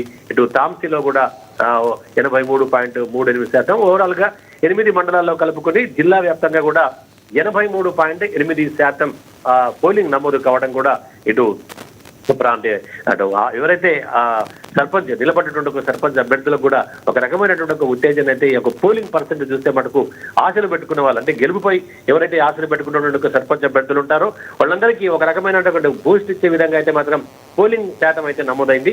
కాబట్టి పోలింగ్ శాతం ప్రకారంగా చూస్తే కనుక ఎవరైతే గెలుపుపై ఆశలు పెట్టుకున్న వాళ్ళకైతే ఒక రకంగా ఉత్సాహం ఇచ్చేటటువంటి విధంగా కనబడుతుంది. పోలింగ్ ట్రెండ్స్ కూడా అదే విధంగా అంటే కాంగ్రెస్ పార్టీ అయితే అధికారంలో ఉంది కాబట్టి ఎక్కువగా కాంగ్రెస్ బలపరిచిన అభ్యర్థులు ఎక్కువగా గెలిచినటువంటి అవకాశం అయితే స్పష్టంగా కనబడుతుంది. Lakshminath. Okay, thank you Satyanarayana. ఎప్పటికప్పుడు మళ్ళీ మీతో నేను మళ్ళీ మాట్లాడతాను. ఎస్, ధన్యవాదాలు మీ అక్కడున్న పరిస్థితిని తెలియజేసినందుకు. ఎస్, పాపిరెడ్డి గారు ప్లీజ్ కంటిన్యూ సార్. అయితే ఒకటి ఇప్పుడు ఈ ఆదిలాబాద్ రిజల్ట్స్ మనం లక్ష్మీనాథ్ గారు పరిశీలిస్తే మొన్న 2023 ఎలక్షన్స్ లో మొత్తం పాత ఆదిలాబాద్ అంటే ఉమ్మడి ఆదిలాబాద్ జిల్లాలో 10 నియోజకవర్గాలు ఉన్నాయి. 10 నియోజకవర్గాలలో 4 కాంగ్రెస్ ఎమ్మెల్యేలు గెలిచారు, 4 బీజేపీ, 2 టీఆర్ఎస్. తర్వాత ఎంపీ ఆదిలాబాద్ ఎంపీ కూడా బీజేపీ గెలిచింది. ఇందులో పాత ఆదిలాబాద్లో కూడా 4 నియోజకవర్గాలు పెద్దపల్లి ఉంటే పెద్దపల్లి కాంగ్రెస్ గెలిచింది. ఇది ఎంపీ మన మంత్రి వివేక్ వెంకటస్వామి కూడా గెలిచింది. అయితే ఇప్పుడు ఆ దామాషగా చూసుకుంటే టీఆర్ఎస్ దానికి మామూలుగా వచ్చే సీట్లు వచ్చినట్టున్నాయి. కాకపోతే ఏంటంటే ఇప్పుడు కాంగ్రెస్ గెలిచే సీట్లన్నీ కూడా ఒక విధంగా బీజేపీ, ఎందుకంటే ఆదిలాబాద్లో బీజేపీ ఎమ్మెల్యే పాయల శంకర్, నీకు ఏది బోత్లో కూడా బీజేపీ ఎమ్మెల్యే, నిర్మల్లో కూడా బీజేపీ ఎమ్మెల్యే, సిర్పూర్ కాగజ్నగర్ కూడా బీజేపీ ఎమ్మెల్యే. ఇక్కడ బీజేపీ యొక్క పర్ఫార్మెన్స్ అంతా బాగా లేదు. అక్కడ మాత్రం కాంగ్రెస్ అధికార పార్టీ కాబట్టి కాంగ్రెస్ ఎక్కువ గెలుస్తున్నది, ఇంకా గెలిచే అవకాశాలు కూడా ఉన్నాయి కాబట్టి మేరకు ఉంటుంది. ఇంకా మిగతా 4 వాళ్ళ కాంగ్రెస్కి ఉన్నాయి కాబట్టి ఒక 2 మాత్రమే ఇది టీఆర్ఎస్ గెలిచినప్పుడు. అయితే ఈ ఓవరాల్గా చూసుకున్నప్పుడు ఏంటంటే కాంగ్రెస్కు ఉంటుంది. కాకపోతే నేను మళ్ళీ చెప్పింది ఏంటంటే బీఆర్ఎస్ ఒక అపోజిషన్ పార్టీగా నిలబడుతున్నది. ఎందుకంటే దానికి ఇప్పుడు కాంగ్రెస్కు 60% వచ్చి బీజేపీకి ఇది బీఆర్ఎస్కు 30-35% సీట్లు వచ్చినా కూడా ఒక బీజేపీకి 5 నుంచి 6-7% రావచ్చు. అయితే ప్రధానమైన ప్రతిపక్షంగా బీఆర్ఎస్ నిలబడడం అనేది బీఆర్ఎస్ గొప్ప విషయం. ఎందుకంటే రేపు రాబోయే ఎన్నికలలో మళ్ళీ ఒకవేళ 28 అసెంబ్లీ ఎలక్షన్ చూసినప్పుడు కూడా ఏమవుతుంది, ప్రధాన పక్షం అంటే కాంగ్రెస్ అధికార పక్షం, ప్రధాన ప్రతిపక్షం అంటే బీఆర్ఎస్ అనుకున్నప్పుడు ఏమైందంటే ఒకవేళ కాంగ్రెస్ యొక్క పరిపాలన సక్రమంగా లేదు, ప్రజలలో పెద్ద ఎత్తున అసంతృప్తి ఉన్నది, ప్రజలు మార్పు కోరుకుంటారు అనుకుంటే ఆటోమేటిక్గా అది బీఆర్ఎస్ లాభం అవుతుంది. కాబట్టి బీఆర్ఎస్ అపోజిషన్ పార్టీగా నిలబడడం అనేది ఎలక్షన్లో గొప్ప విషయం. అది వాళ్ళకు ఒక మనోధైర్యాన్ని ఒక బాగా ఇచ్చే అంశాలలో కూడా ఒకటిగా చూడొచ్చు. అయితే కాంగ్రెస్ పర్ఫార్మెన్స్ ఇంకా ఇంతకన్నా 53%, 57% కన్నా కూడా ఎక్కువ వచ్చుంటే బాగుండేది, కానీ రాలేదు. కానీ 2 పార్టీల మీద కూడా అసంతృప్తి ఉన్నది. బీజేపీ కూడా ఏం చేస్తలేదని కూడా జనాలు అంటున్నారు. కాబట్టి ఆ బీజేపీ మీద సాక్షాత్ ప్రధానమంత్రి ఆయన అక్క సెలగెక్కింది. బీజేపీ తెలంగాణ ఏం బాగలేదనేది కూడా ఆయనే కామెంట్ చేసింది. కాబట్టి ఇవన్నీ చూసుకున్నప్పుడు కాంగ్రెస్ మెరుగైన ఫలితాలు 2వ విడతలు సాధిస్తుంది. అది ఆదిలాబాద్ జిల్లా ముఖ చిత్రం చూస్తే బీజేపీ మైనస్ అంతా కూడా కాంగ్రెస్ ప్లేస్ అవుతుంది. కాబట్టి కాంగ్రెస్ ఇంకా ఎక్కువ స్థానాలు కూడా వచ్చే అవకాశం ఉంటుంది. ఎందుకంటే 60-70% వరకు కూడా రావచ్చు. మిగతా దాంట్లో బీఆర్ఎస్కు 30+ సీట్స్ వాళ్ళకి రావచ్చు. బీజేపీ చాలా నామినల్. ఆదిలాబాద్ ప్రాపర్ మండలం కానీ, నిర్మల్ కానీ, బూట్ల కానీ కాంగ్రెస్ గెలిచిందో బీఆర్ఎస్ గెలిచిందంటే బీజేపీ దెబ్బతిన్నట్టు అర్థం. కాబట్టి ఓవరాల్ చూసుకున్నప్పుడు మాత్రం కాంగ్రెస్ మెరుగ్గానే ఉన్నది, బీఆర్ఎస్ కూడా మెరుగ్గానే ఉన్నది, అని బీజేపీ బాగా దెబ్బతిన్నది. రైట్, మళ్ళీ మాట్లాడతా సార్ మీతో. మనతోటి రాజకీయ విశ్లేషకులు న్యాయవాది బండారు రామ్మోహన్ గారు జాయిన్ అయ్యారు, ఆయనతో మాట్లాడదాం. రామ్మోహన్ గారు నమస్తే సార్. ఎస్ సార్, రామ్మోహన్ గారు, ఇప్పుడున్న సిచ్యువేషన్లో ట్రెండ్స్ చూస్తున్నాము. కాంగ్రెస్ పార్టీకి అయితే మరి దూసుకుపోతుంది విజయాల్లో అని మరి తెలుసుకోవచ్చు. ఇప్పుడు ఆల్రెడీ చెప్పారు పాపిరెడ్డి గారు, సిచ్యువేషన్ బీఆర్ఎస్ కూడా నిలబడినట్టే కదా మాట్లాడుతున్నారు. కానీ బీఆర్ఎస్ అనుకున్నంత స్థాయిలో ఇంకొంచెం మెరుగైన ప్రదర్శన ఇస్తే బాగుండేదని మీరు అనుకుంటున్నారా? కాంగ్రెస్ యొక్క అధికారం ఉంది కాబట్టే, ప్రభుత్వంలో ఉంది కాబట్టే పంచాయతీల్లో ఈ రకంగా వెళ్తున్నారు. ట్రెండ్స్లో చూస్తే మరి 3వ విడత కూడా ఇదే కొనసాగే అవకాశం ఉందంటారా? ఖచ్చితంగా ఒక ఫలితాలు ఇంకో ఫలితాల మీద ప్రభావం పెడితే పెద్దలు పాపిరెడ్డి గారు అట్లాగే యువమిత్రుడు రామ్మోహన్ గారికి మీకు నమస్కారం. 2 నిమిషాలు మాట్లాడుతున్నారు. పాపిరెడ్డి గారు ఏం అదనంగా 2 నిమిషాలు. మొట్టమొదటిది ఏంటంటే ఎప్పుడు స్థానిక ప్రభుత్వ ఎన్నికల్లో అధికారంలో రాష్ట్రంలో ఏ అధికార పార్టీ ఉంటుందో అధికారానికి కొంత మొగ్గు ఉంటుంది తప్పనిసరి. కానీ ఇక్కడ ప్రత్యేక పరిస్థితి ఏంటంటే ఇవాళ ఇంతకు ముందు పాపిరెడ్డి గారు చెప్పినట్టు ఏదైతే మన మోడీ గారే హెచ్చరించారు, మీరు పర్ఫార్మెన్స్ ఏం బాగాలేదని చెప్పి. నిజమే కదా, మన పార్లమెంట్ ఎన్నికల్లో 8 సీట్లు పార్లమెంటు, అసలు అంతకుముందు అసెంబ్లీ ఎన్నికల్లో 8 సీట్లు అసెంబ్లీ చెప్తున్నాయని కేవలం మోడీ మాన్యతతో తీసుకుని వీళ్ళ గొప్పతనం ఏం లేదంటున్నాను. వీళ్ళు కేవలం పప్పెట్స్. అంటే నిలబెట్టిన వాళ్ళందరూ గెలుస్తున్నారంటే అర్థమైంది జాతీయ స్థాయిలో బీజేపీ ఉండాలనుకున్నారు. అప్పుడు ఏమైంది, పార్లమెంట్ ఎన్నికల్లో బీఆర్ఎస్ మొత్తం దెబ్బతిన్నది, ఒక్క పార్లమెంట్ సభ్యుడు కూడా రాలేదు. అప్పుడేం జరిగింది, ఇప్పుడు సరిగ్గా అసెంబ్లీ ఎన్నికలు, ఇప్పుడు పంచాయతీ ఎన్నికలు అదే జరుగుతున్నాడు. అంటే ఆనాడు మోడీ మానియాతోని దేశంలో అయితే కాంగ్రెస్ లేకుండా బీజేపీ ఉండాలని కోరుకున్న ప్రజలు అటువైపు. ఇప్పుడు ఏం చేశారంటే బీజేపీ పెద్ద పలుకోవట్లేదు, ప్రభుత్వాలలో గట్టిగా టీఆర్ఎస్ ఉంటేనే మంచిది అనుకొని వీళ్ళు గెలిపించుకున్నారు అంటున్నారు. ఇంకొక వాస్తవం కూడా ఉంది. నేను మొదటి ఫలితాలు కొంచెం పౌరీకరిస్తే మేజర్ పంచాయతీలు అన్ని కూడా, అంటే దాదాపు 2000 ఓట్ల కంటే ఎక్కువ ఉన్న పంచాయతీలలో బీఆర్ఎస్ ఎక్కువ గెలిచింది. 200 నుంచి కొన్ని పంచాయతీలు 200, 250 ఇటువంటి పంచాయతీలన్నీ కూడా ఎక్కువ తాండాలు ఇవన్నీ కూడా కాంగ్రెస్ పార్టీ. అంటే రేపు ఓట్ల శాతం తీస్తే స్పష్టంగా శాతంలో పెద్ద తేడా ఉండకపోతే అంటున్నాను. కాంగ్రెస్ దిశలో ఓట్ల శాతానికి సీట్లకు కూడా తేడా ఉంటది. అసలు చాలా దుర్మార్గంగా ఉంటది. మనం చూస్తుంటే ఓట్లు వచ్చిన శాతానికి సీట్లు రాకపోవచ్చు. చిన్న పంచాయతీలు ఏమైంది, 2 ఓట్లు 7 ఓట్లు సమానమైన ఓట్లు కొన్ని గెలిచింది కదా. ఈ దేశంలో చూసుకుంటే మనకు బీఆర్ఎస్ కే 1% ఎక్కువ తక్కువ మొత్తం ఓవరాల్ చూస్తే ఓట్లు వచ్చినట్టు అనిపిస్తుంది. 60% కనపడుతుంది, 57.5% కనపడుతుంది కాంగ్రెస్ పార్టీ మొదటి విడత పోలింగ్ లో. రెండో విడతకు వచ్చే వరకల్లా 60% రావచ్చు, కాదంటలేండి. కానీ 60% పంచాయతీలు అక్కడ వేరు, 60% ఓట్లు ఉన్నాయా అనే వారు చూడాలంటున్నాడు. అంటే బీఆర్ఎస్, మన బీజేపీ, మరి ఇండిపెండెంట్ పక్కన పెడితే మిగతా అయితే కూడా గతంలో ఒక నానుడు ఉండేది లక్ష్మణ, ఏ తోటలో ఈయన మాదే దూడ అనేవాడు. ఇప్పుడు లేదని. ఎందుకంటే నేను గత 15 రోజులుగా, ఇప్పుడు రేపు నేను కర్ణాటక జిల్లా వెళ్తున్నాను, వరుసగా రోజుకో జిల్లాలో తిరుగుతున్నాం. ఉమ్మడి జిల్లాలో ఎక్కడో ఒక దగ్గర. అంటే మేము ఎన్నికల నిఘా వేదిక తరఫున, మాకు ఎవడు గెలుస్తాడు ఎవడు ఓడుతాడు సంబంధం లేదు, కానీ ఎన్నికల నిఘా వేదికలు మనం చూస్తుంటే ఈ ఓట్ల అంగడిలో ప్రజలు నాగం చేస్తున్నాయి అన్ని పార్టీలు అంటున్నారు. అండవారు వేసుకొని చేస్తున్నారు కదా. ఖచ్చితంగా ఇప్పుడు రామ్మోహన్ ఏ పార్టీ అంటే మనకి ఈజీ తెలుస్తుంది, మళ్ళీ ఏ పార్టీ అంటే ఈజీ తెలుస్తుంది. అంటే ఆడ కండువారు వేసుకొని ప్రచారం చేసుకుంటారు, గుర్తులు వేరున్నా సరే. ఏదైతే ఆ గుర్తులతో పోటీ చేశారు కనుక, గుర్తు లేకున్నా పార్టీ కండువాలతో పోటీ చేశారు కనుక ఎవరే పార్టీ తేడాదారం అయితే ఒక తప్పు చెప్తే కూడా సోషల్ మీడియా ఉండేది. గతంలో అట్లా లేకుండా కనుక ఏ తోటలో అయినా మాదే దూరం అనేవాడు, ఇప్పుడు అది లేదు. ఇప్పుడు నేను చూస్తే గమనించింది ఏంటంటే మేజర్ పంచాయతీ ఎక్కువ ఓట్ల దగ్గర మనకు టీఆర్ఎస్ గెలిచింది, తక్కువ ఓట్ల దగ్గర కాంగ్రెస్ పార్టీ ఎందుకు అవసరంగా 5 లక్షలు 10 లక్షల నిధులు వస్తే మనం బాగు చేసుకోవచ్చు కదా, అధికారంలో ఉన్న పార్టీకి ఓట్లేస్తే మంచిది కదా అనే ఒక భావన తీసుకొచ్చారు అంటున్నాను. అందుకని మొదటి విడత ఎన్నికల్లో ఏదైతే 60, 30, 10% వచ్చిందో బీజేపీ పూర్తిగా వీక్ అయింది. పాపిరెడ్డి గారు ఆలోచన సరి అయిందంట, వారి అంచనా సరి అయింది. ఆదిలాబాద్ జిల్లాలో జరిగింది అదే. చాలా వరకు 3 పార్టీలో ఏదో ఒక పార్టీ వీక్ అయింది. ఈసారి పంచాయతీ ఎన్నికల్లో బీజేపీ పార్టీ వీక్ అవుతుంది.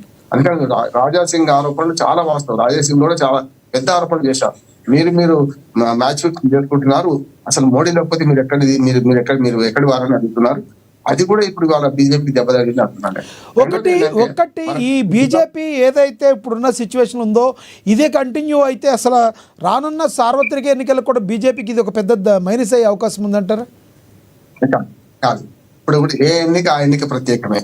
ఒక ఎన్నికను ఇంకో ఎన్నిక పోల్చడానికి వీల్లేదండి. చూస్తున్నాం కదా మనం 2023 ఎన్నికల్లో బీజేపీ 8 సీట్లుగా పరిమితమైంది. మరి అట్లా అంటే 39 సీట్లు, 2 సీట్లు పోయినాయి అనుకోండి. తర్వాత ఉప ఎన్నికల్లో 39 వచ్చినాయి కదా. ఒకవేళ బీజేపీ కనుక ఇంకొక 5% ఓట్లు ఎక్కువ తెచ్చుకుంటే బీజేపీ 20 దాటేది, మన బీఆర్ఎస్ 50 దాటేది. చూడండి, ఒక చిన్న అంటే 1.8% ఓట్లతో కూడా గతంలో ఉమ్మడి ఆంధ్రప్రదేశ్ లో అధికారాలు మార్పిడి జరిగింది. కాంగ్రెస్ వచ్చింది, తెలుగుదేశం పోయిందంటే 1.8% కేవలం. అందుకని ఇప్పుడు ఓట్ల శాతం చాలా గమ్మత్తుగా చిమ్ముకులు ఏం చేస్తాయంటే, ఇక్కడ మొన్న 23 ఎన్నిక ఒక రకంగా ఉంటే 24 పార్లమెంట్ ఎన్నిక ఇంకో రకంగా ఉంది కదా. ప్రజలు ఏమనుకున్నారంటే బీఆర్ఎస్ కి ఓట్లు వేసినా పలుకుబడి ఉండదు, కానీ మనం ఇక్కడికి బీజేపీకి వేద్దాం ఈసారి కాంగ్రెస్ కి ధీటుగా అని చెప్పి, అది ఆ ట్రెండ్ ఇవాళ మొదలైంది కాదు లక్ష్మణ గారు. 2019 ఎన్నిక 18 ఎన్నికల్లో మొదలైంది. 2018 ఎన్నికల్లోనేమో రాష్ట్రంలో బీఆర్ఎస్ కోరుకున్నారు, కేంద్రంలో మాత్రం 2019 పార్లమెంట్ ఎన్నికల కల్లా 3 సీట్లు కాంగ్రెస్ కి ఇచ్చారు, 4 సీట్లు బీజేపీకి ఇచ్చారు కదా. అప్పుడే పార్లమెంట్ ఎన్నికల్లో మార్పు మొదలైంది.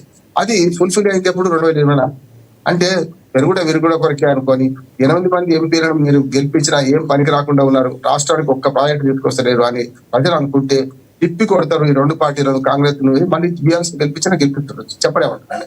అందుకనే బీజేపీ ఇవాళ స్థానిక ప్రభుత్వాల ఎన్నికల్లో ఏమాత్రం ప్రభావం చూపెట్టుకుంటే బీజేపీకి పట్టణ ప్రాంతాల్లో ఉన్న పలుకుబడి, పట్టణ ప్రాంతాల్లో ఉన్న కార్యకర్తలు గ్రామాల్లో ఇప్పటికీ లేరు. గ్రామాల్లో బీఆర్ఎస్ సంస్థాగతంగా బాగా బలోపేతమైంది. అంతకుముందు కాంగ్రెస్ మొదటి నుంచి ఉంది. కాంగ్రెస్ కు మీరు ఏమైనా సరే ఎంత అధ్వానంగా ఉన్నా 20% ఓట్లు వాళ్ళకి ఫిక్స్డ్ ఉంటాయి. మా పెద్దనాన్న బతికుండి 93 ఏళ్ళు బతికాడు. రామ్మోహన్ గారు, మీరు ఏ ఎన్నికకి ఆ ఎన్నికే సపరేట్ అన్నారు. ఇప్పుడు ఈ రానున్న మున్సిపల్ ఎన్నికల్లో ఎటువంటి అవకాశం ఉందంటారు? గతంలో పోలిస్తే కాంగ్రెస్ మున్సిపల్ ఎన్నికల్లో కొంత వెనుకబాటు గతంలో చూసాం, ఈసారి పుంజుకునే అవకాశం ఉందంటారా? బీఆర్ఎస్ మరి తన ప్రభావం ఎలా ఉందంటారు మున్సిపాలిటీ రానున్న జిహెచ్ఎంసీ ఎన్నికల్లో? ఇప్పుడు జరుగుతున్న పంచాయతీ ఎన్నికల ప్రభావం ఏమైనా క్యారీ అవుతుందా? కృష్ణ గారు, ఇప్పుడు మొత్తం ఓటర్లలో 60% టోటల్ గ్రామాలే ఉంటాయి ఇప్పటికి కూడా. చూస్తున్నాం కదా, 1.67 67 లక్షల మంది ఓటర్లు ఇప్పుడు వాళ్ళ గ్రామ పంచాయతీ ఎన్నికల్లో ఓట్లు పోస్తున్నారు 3 విడతలు కలిపి. అటువంటిది గ్రామాల్లో ఉన్న పట్టణాల్లో ఉన్న ఓట్లు అన్ని కలిపి అంటే 40% ఓట్లే కదా. ఈ 40 అంటే మరో 1.40, 1.30, 1.30 లక్షల మంది ఓటర్లు మొత్తం. ఆ 1 కోటి మందిలో మన దగ్గరనే హైదరాబాద్ లో 70 లక్షల మంది ఓటర్లు దాకుంటారు. 67-70 లక్షల మంది హైదరాబాద్ ఉంటారు. అంటే మొత్తం ఇది అయిపోయిన తర్వాత జనాభా 1 కోటి దాటుతుంది, కానీ ఓటర్లు 70 లక్షలు దాటరు కూడా. ఇంకా ఇదంతా చూస్తే ఏంటంటే రేపు మున్సిపల్ ఎన్నికల్లో నగర ప్రాంతాల్లో ఖచ్చితంగా బీజేపీ తన ప్రభావం చూపెడతారు. ఇంతెందుకు మొన్నటికి 2020లో హైదరాబాద్ లో జిహెచ్ఎంసీ ఎన్నిక జరిగితే 21 జరిగితే 2021 జరిగిన జిహెచ్ఎంసీ ఎన్నికలు 48 సీట్లు గెలుచుకుంది. Out of 150 48 గెలుచుకున్నది. 44 ఎంఐఎం, 48 ఇది, 40 చిల్లర 49 ఏమో మన ఈ బీఆర్ఎస్. ఈ మూడే. కేవలం కాంగ్రెస్ 2 సీట్లు గెలిచింది. ఆ 2 సీట్లు ఒకటి చచ్చిపోతే మళ్ళీ ఆ సీటు కూడా రాలేవాడు. అది వేరు. అంటే వాళ్ళ అధికారంలో ఉన్నది కనుక కాంగ్రెస్ కూడా చీల్చుకుంటది కనుక హైదరాబాద్ నగర పాలక సంస్థ నుంచి మొదలుకొని ఇవాళ దాని 3 కార్పొరేషన్లు అంటున్నారు, 4 అంటున్నారు, లేకపోతే ఎన్ని చేస్తారో తెలియదు. కానీ ఆ మున్సిపల్ ఎన్నికల్లో కొంతవరకు బీజేపీకి ప్రెచ్చర్ ఉంటుంది. ఇట్లా అధ్వానంగా పంచాయతీలో ఉన్నట్టయితే ఉండదు అనుకుంటున్నారు. అయితే 3 ముక్కల ఆటలో ఎవరు ఎక్కువ ఓట్లు పుంజుకుంటారని దాన్ని బట్టే 3వ పార్టీ పునాదిని పోతుంది. ఉన్న 2 పార్టీల మధ్యనే పోటీ ఉంటుంది. బీజేపీ వర్సెస్ కాంగ్రెస్ ఉన్నది అనుకుంటున్నాను. మున్సిపల్ ఎన్నికల్లో కూడా ఖచ్చితంగా టీఆర్ఎస్ వర్సెస్ కాంగ్రెస్ ఉంటది. 3వ పార్టీగా బీజేపీ ఉంటది. తాను ఎన్ని ఓట్లు పుంజుకుంటుంది అని బట్టి అది కాంగ్రెస్ కి నష్టం చేయొచ్చు, లేకుంటే ఇటు బీఆర్ఎస్ కి నష్టం ఏదైనా చేయొచ్చు. వాళ్ళ ఓట్లు ఎటుపోతాయి అంటే ఏం చెప్పలేదు. అట్లాగే హిందువుల ఓట్లు ఎట్లాగో తీరిపోతాయి. ముస్లింల ఓట్లు మాత్రం ఇటు పక్క అటు పక్క 2 దిక్కులా ఉంటాయి అంటున్నారు. అంటే మొన్న జూబ్లీ హిల్స్ ఎన్నికల ఫలితాలలాగా మిగతా రాష్ట్రం అంతా ఉండదు. అంటే ఇవాళ 6 హామీలు, 6 గ్యారెంటీలు, 13 హామీలు, 420 హామీలు నెరవేర్చలేదు అనే దాన్ని పక్కన పెట్టి ప్రజలు ఏం చేస్తున్నారంటే అధికార పార్టీ ఉంది కదా, గ్రామాల్లో మనకు రేపు పొద్దున ఇవాళ 4 నిధులు కావాలంటే అక్కడికి పోవాలనే ఉద్దేశంగా చెప్తున్నట్టు కనపడుతుంది నాకు. ఈ 3 ముక్కల ఆటలో ఏ పార్టీ 3వ స్థానంలో పడిపోతుందో మిగతా 2 స్థానాల్లో ఉన్న పార్టీలలో గెలిచే అవకాశాలు దెబ్బతీస్తారు. బీజేపీ మాత్రం గేమ్ చేంజర్ గా ఉంటది. బీజేపీ పార్టీ మొత్తం ఈ పంచాయతీ ఎన్నికల్లో గేమ్ చేంజరే చూస్తున్నాము. కొన్నిసార్లు కాంగ్రెస్ అధిష్టానం బాగా గట్టిగా ఉండి కాంగ్రెస్ పార్టీ నాయకులు గట్టిగా ఉన్న స్థానాల్లో కూడా ఓడిపోతున్నారు. ఉదాహరణకు మా కేసీఆర్ కాన్స్టిట్యూన్సీలో చూసుకుంటే బీఆర్ఎస్ నేత దగ్గర 1000 చిల్లర, ఒక పంచాయతీలో ఉన్న 3000 ఓట్ల 2000 ఓట్లలో 2500 ఓట్లలో కూడా 1000 చిల్లరతో టీఆర్ఎస్ అభ్యర్థి గెలిచిన సందర్భం చూశాను నేను. అదే కాంగ్రెస్ ఇన్ఛార్జి ఉండి మాజీ ఎమ్మెల్యే ఉన్న దగ్గర కూడా తన సొంత గ్రామంలో ఓడిపోయిన సంగతి చూశాము. అంతేందుకు మనకు చాలా జిమ్మికులు జరుగుతున్నాయి. ఉదాహరణకు మనకు మన జగదీష్ రెడ్డి ఆయన మాజీ మంత్రి, ఆయన తండ్రి 95 గ్రామాన్ని గెలుచుకున్నారు, గ్రామంలో సర్పంచ్ అయ్యారు చూస్తున్నాం. అంటే ఇవన్నీ చూస్తే అర్థమవుతుంది ఏంటంటే ఇవాళ ఈ ఎన్నికల్లో డబ్బు మద్యం ప్రభావం విడిగా ఉంది. ఒక్క కాంగ్రెసే కాదు, మన బీఆర్ఎస్ కూడా అంత విడిగానే ఖర్చు పెట్టింది. ఏం తేడా లేదు.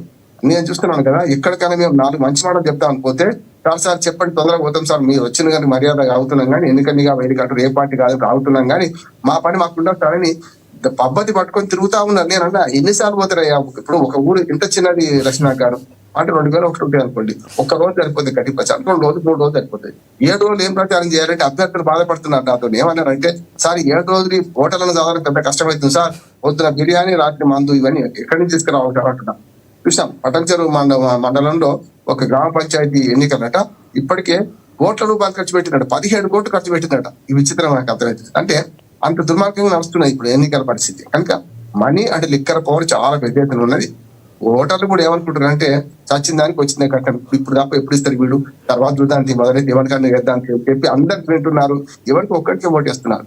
చాలా మంది ఏం చేస్తున్నారంటే ప్రజలు తప్పడుతున్నారు. రత్నా గారు తప్పు అంటున్నారు. నాయకులు ఇచ్చే నాయకులు 4, ప్రజలు ఏమో లక్షలాది మంది ఇంటికి పోయి అడుగుతలేరు కదా. ఇప్పుడు మునుగోడలో లేకుంటే హుజురాబాద్ లో అడగవచ్చు మాకు ఓటు పైసలు ఏంది మేము రామని, కానీ వాళ్ళు కూడా వేశారు కదా ఓట్లు. అయితే ఇక్కడ కూడా ఏమంటున్నారంటే చెడగొట్టేది నాయకులే అంటున్నాడు, పార్టీలు అంటున్నాడు. నేను పార్టీలకు నేను ఏమైందంటే అనుకోకుండా ఒక్కొక్క పార్టీ గ్రూప్ అంతా మేము మత్తలు నియోజకవర్గంలో తిరిగినాం. నిన్న కాకుండా కాంగ్రెస్ వాళ్ళు ఒకసారి వచ్చారు, బీఆర్ఎస్ వాళ్ళు ఒకసారి వచ్చారు, జనసేన ఉంది వాళ్ళు కూడా వచ్చారు.